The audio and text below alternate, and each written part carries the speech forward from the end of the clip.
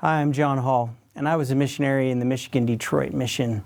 If you hear the word Detroit, it's notorious for kind of the danger that's involved with the inner city there. You couldn't go an hour in Detroit without hearing gunshots.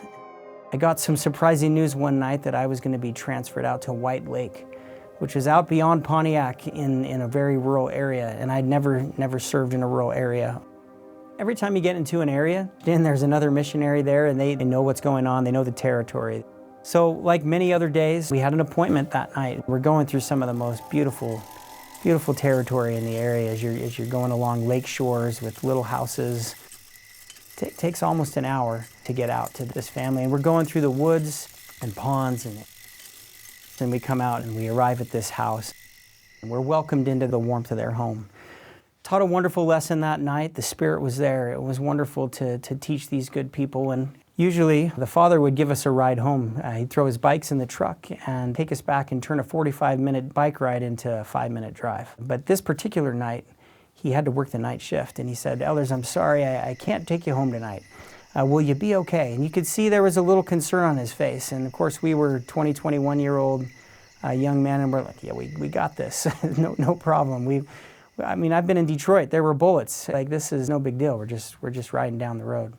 And he drove off, and we waved and smiled and threw our backpacks on our back, our Book of Mormons in there, and just said, "Okay, let's head home."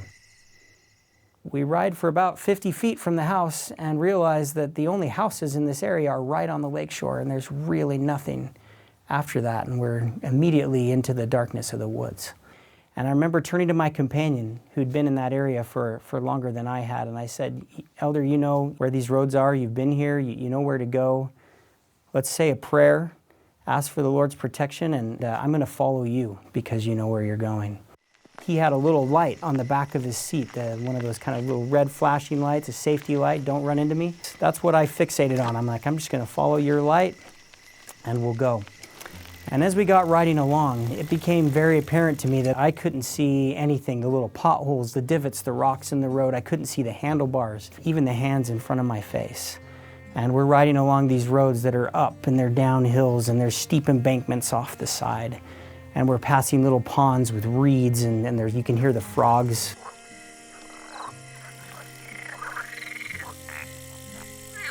I remember stopping and saying, "Elder, can you see where you're going?" Like, no, and I couldn't see my handlebars. It took all of my focus just to stay with my companion, and sometimes I'd see his light kind of getting further away, and I'd have to kind of speed up a little bit and get caught up.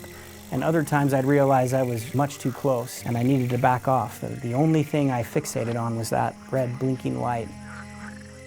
We rode on for miles, through turns left and right, and there's a network of roads off through this rural area.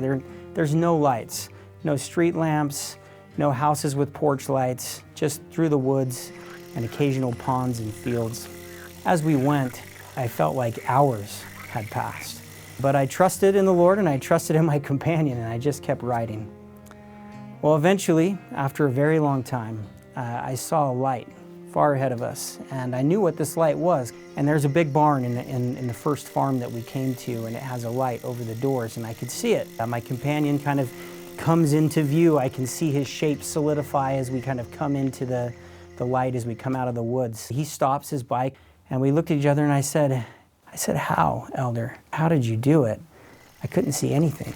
All I could see was your red light. What were you looking at?" He stopped and said to me, he said, "Elder Hall, there were fireflies. There were fireflies that would line up along the side of the road as we encountered them. As I rode along, they would come out of their cloud of randomness and formed very specifically right along the right side of the road like a rail of light. And that showed me where the edge was. And then when it was time to turn, they would bend. When it was time to turn the other way, they would bend.